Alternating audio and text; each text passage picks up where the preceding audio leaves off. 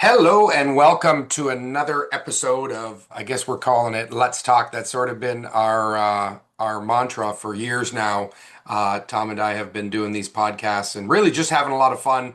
You know, both of us have been in business for many years, and then we've sort of met and came together on a leadership platform, and now been working together with both of our businesses and just having a lot of fun. And if you've plugged into any of our other stuff that we've done before, um, we just recently started a whole new series where we're focusing on some specific things. And today, what we're going to talk about is something that Tom and I have really been diving into over the past, I'd say, couple years, but this past 6 months, it's like everything's coming at us, and it's all really, what are you feeding yourself? Like, not just feeding yourself food wise, but feeding yourself in general. Because really, when you look at success and business, right? And something that, Tom and I are always trying to do is improve ourselves so that way we can help our clients or we can help members of our community and thrive in business. And for me, something that I learned to do many, many years ago that one of my first mentors said to me, I was like, yeah, I'm not a reader. I'm not interested in that. This is when I was 20. I'm like, struggled in school, just wasn't my cup of tea. I was glad to be done. And he's like, hey, I recommend you read this book. And I said, yeah, me no read. He's like, well, how's that working for you? And I'm like, not good, not good at all. Because we weren't where we wanted to be by no means. And I just kept banging my head against that wall. And once I started plugging into good information, once I started feeding my mind good information, life started to change for us. And I know, Tom, your story is very similar with that as well. And maybe you can elaborate a bit and then we can get into some stuff to focus on of what to feed yourself and how really to control what we're thinking to go and have success. Yeah, my story's a little different where I've always been a reader, and it may not have been specific content. I might have read manuals when I was in the heart of learning my craft. And now I've been more specific on personal development, and what you feed yourself, what goes into your brain. And I know you and I have been talking a lot about mindset and I just this morning I was driving and this story popped into my head and I'll relate it. And it's about the two frogs that found themselves in a bucket of cream. And the one frog's like, oh my gosh, we can get out of here. There's hope. Let's just keep trying. And he kept swimming and kept kicking and kept kicking and kept kicking. And the other one says, okay, I'm with you. I'm with you. Let's do it. And they kept going, they kept going, and kept going. And then the second frog started to say, you know what? I don't think I can do this. I don't think anybody's coming to help us. We're just never going to get out of here. But kept trying a little bit, but less. And then eventually that second frog died, drowned in the milk or in the cream. And the first frog's like, nope, I'm not going to let this stop me. I know there's hope. There's a possibility where I'm going to get out of here. All I know, I don't know what it is, but I just need to know I got to keep trying. And eventually, all the kicking turned the cream into butter, and he got on top and he crawled his way out. Yeah. And what that came to my mind with that story was the attitude and the mindset that you have. And perhaps it was leading up to knowing we were going to talk about this today. And you have hope. If you have, like, the first frog had hope. The Hmm. second one did for a bit, but lost that hope and gave up. And what happened? It failed. It didn't succeed. Where the first frog, eventually that hope turned into success. And when we go back to mindset again, what you put in your brain when you're talking to yourself, and we've been talking a little bit about self-talk, and I know we're reading a book about what to say to yourself when you talk to yourself. And I mean, that sounds funny, but we all talk to ourselves, whether it's conscious or subconscious. Yeah. And reframing that information and putting the right information in your thought pattern restructures the neural pathways in your brain for the technical scientific side of it. And if you're framing it in a negative way, your brain's going to build a negative path, and you'll lose hope. There's no way you can have hope if you don't have a positive output, and the only way to do that is positive input, right? 100%. I mean, Without hope, people perish. That's probably one of the best things to live your life by. If you have no hope, you're on your way to death. And maybe not even physically dying yet, but you're dying. You're done. Like there's nothing left. And you feel it sometimes, even me going through life, you get to a point in your life sometimes where maybe you're struggling with something or you're worried about something. When you let that worry creep in, you can feel the worry. You can feel the emotion of stress and worry. When you live in stress all the time, eventually it goes away. That's when the body starts to fall apart because you're just normally living in stress. But when you're working on hope, when you're working on having, I wrote here, are you the person you need to be to achieve what you want? Are you? Like, that's a question to ask yourself. Are you the person you need to be? No, none of us are. Like, if we were the person we needed to be, we would have all of our goals and dreams. We would have everything that we want, which means that we constantly need to be working. And the one thing that we should focus on is knowing what we want, having hope in life. And if somebody's sick and dying, you see them, oh, you have, I just heard this from somebody yesterday. They have someone that they know, they get stage 4 cancer. The doctor said there's nothing more we could do. And she's like, no, I have hope that I can fix it. She went another route. And now she's like 6 months later, like incredible, miracle kind of story. But it wasn't a miracle. She still had hope. She's like, no, I feel that there's a way around it. And she searched and she found some stuff. And now she's walking 3K. She's doing this. She's doing that. Meanwhile, she went in dying and they reaffirmed it. You have no hope. But she's like, I don't accept that. And boom. Now, and so many people go into situations where they allow other people to tell them there's no hope. And if you believe it, guess what? You're going to achieve it. But if you say, no, no, I still have hope, because really we have the choice to have hope or not to have hope. If somebody tells you you're doomed, you can say, well, I appreciate that, but I'm not going to accept it. And it's all what we're programming ourselves. We are programmed from the moment we're born, right? Mhm. And you look at most kids today, we have 5 children, not me and Tom, me and my wife, we have 5 children. And from the minute that they're born, I said this last night, I was speaking at a conference, and I wish I could go back 10 years ago, and I wouldn't change a lot, but I wish I can go back 10 years ago and teach my kids some stuff that I know today. And I wish I could go back and say no less. Say no less, because so much we raise kids and it's like no, no, no, no, no. And a lot of the no is because we're on autopilot. It's because we're not feeding our mind the right stuff. Where when we stop sometimes and we think, yeah, we said no 3 times to our kids, but then after we think about it, like, yeah, let's do that, where it's stop saying no. Say, hey, 1 second, give me a minute, right? Don't say no to them so many times because we program our kids where everything's a no, Mhm. right? Everything's a no. And they forget about the few yeses. And usually we say no because we're busy. Usually we say no because we don't have the time for them that we want. So our whole goal today is really to get you thinking. And how can you do that? It's very simple. Start with small little steps. If you've never read a book like me, never, start with 5 minutes a day. Start with 10 minutes a day. Just make a commitment to do something. Because when you start telling yourself, I'm going to lose weight, I want to lose 100 pounds, or I'm going to go to the gym every day. The minute you don't do that stuff, you program yourself that you suck and you didn't do it. But when you start saying, I'm going to read 5 minutes today, and I'm going to listen to a 15-minute podcast, Yeah, like do something achievable, like little steps, right? exactly. Just that little step, because then you start programming your subconscious mind. You start programming yourself that I did it. You get that, wow, I accomplished it. It's like when you make a checklist and you get them all checked, you feel amazing. Start doing that with your mindset. Start programming yourself every day, little steps. I'm moving forward. I'm having success. And Tom, I know, talk about feeding yourself, right? You've been on this health journey recently where, and we're sort of going down that path together where you're learning about what you're putting in your mouth, what you're eating, what can you eat. You're doing all this stuff. You're investing time and money to, have a lifestyle where you're excited to be alive because you're healthy. And I know that was a big mindset and a mind shift for you. Maybe you could elaborate a bit on that. Um, yeah, it's actually coming up on my third anniversary, St. Patty's Day of going to the gym. And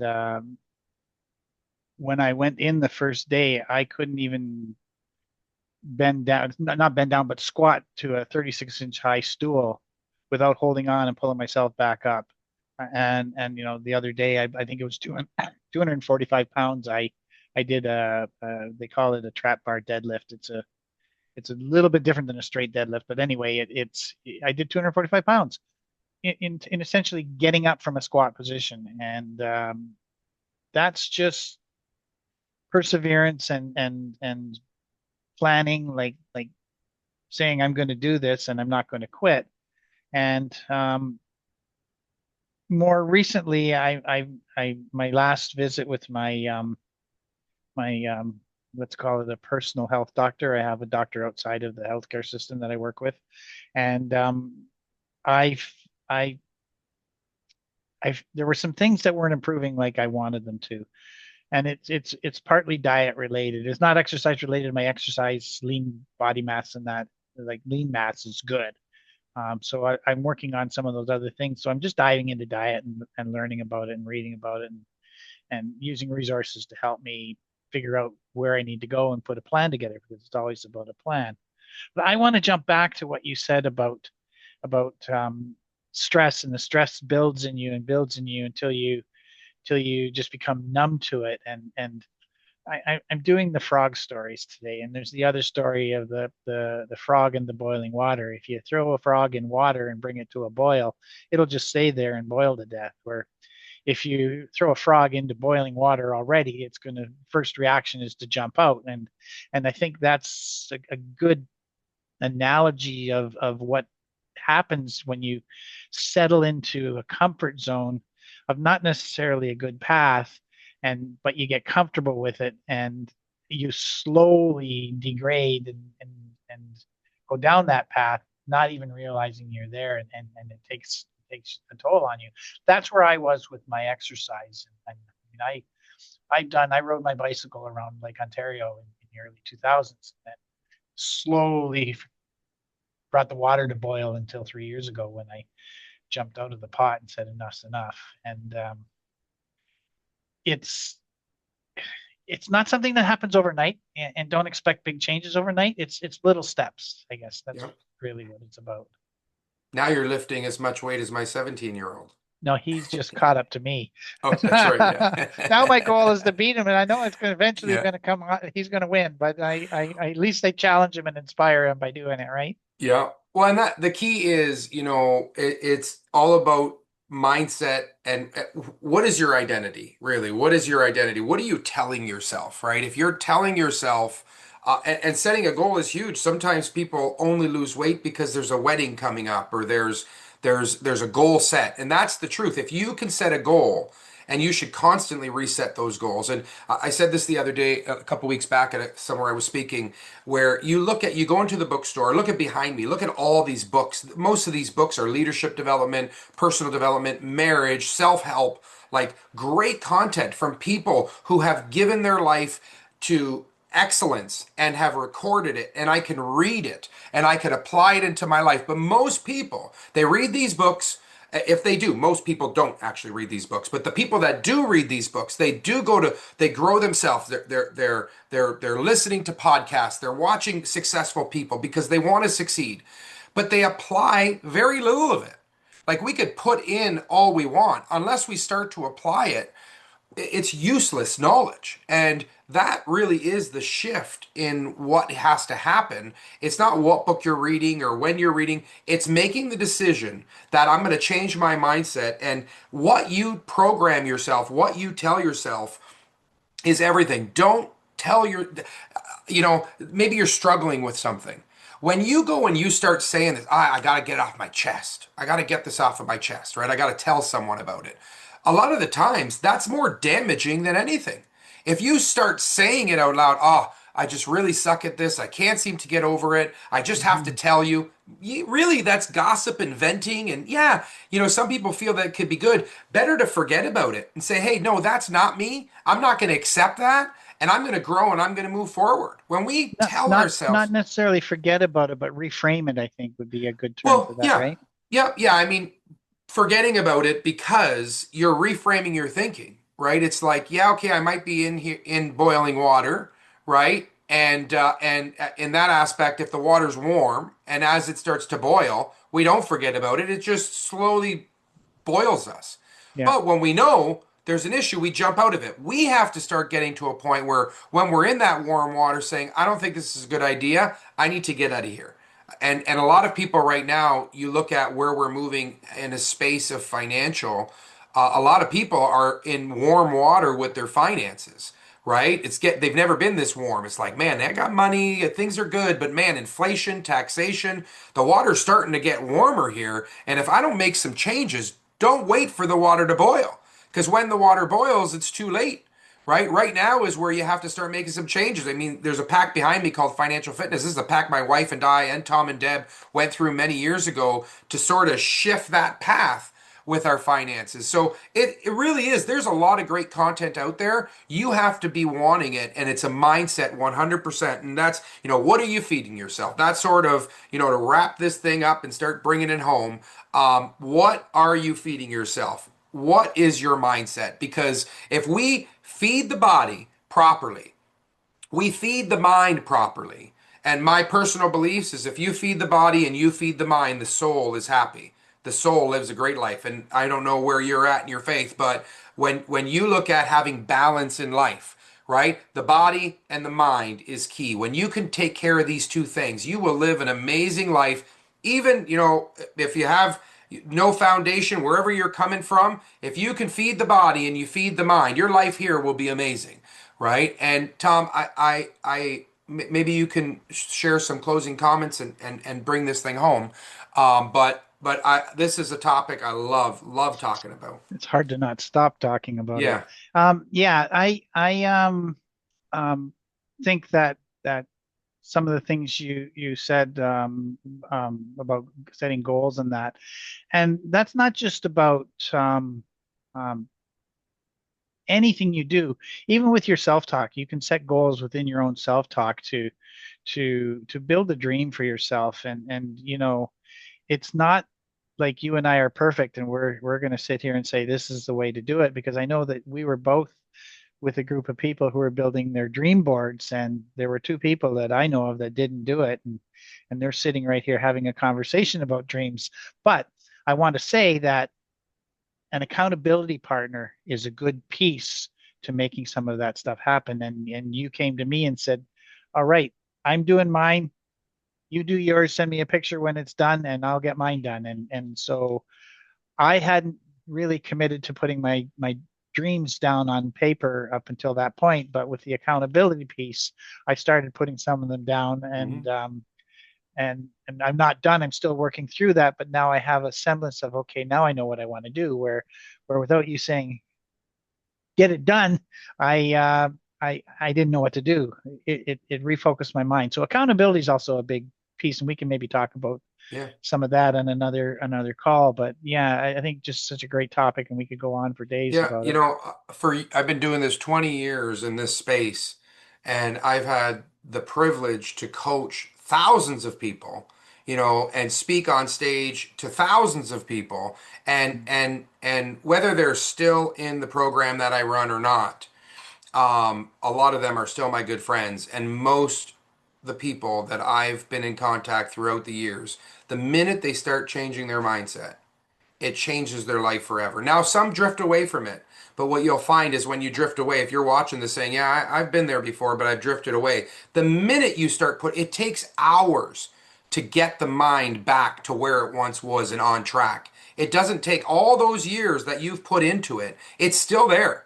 It takes Yeah, 5, 6 hours of audios and reading good that wakes you up and you're like, man, how did I get here? Man, and you'll be happy to be back. And if you've never, now's a great time to start, right? Right now, tonight, today, like we said, 5 minutes read, 10 minutes podcast. Start putting in good information to move towards living the life you've always wanted. yeah, yeah, exactly. And if just to end this, if you are looking for some good audios, just reach out to Paul or I, and we've got lots of content that we can definitely help you find and engage with. And it's all positive and really has made us who we are today. Yeah. So thank you so much, Paul. Awesome. Have a great day. You too.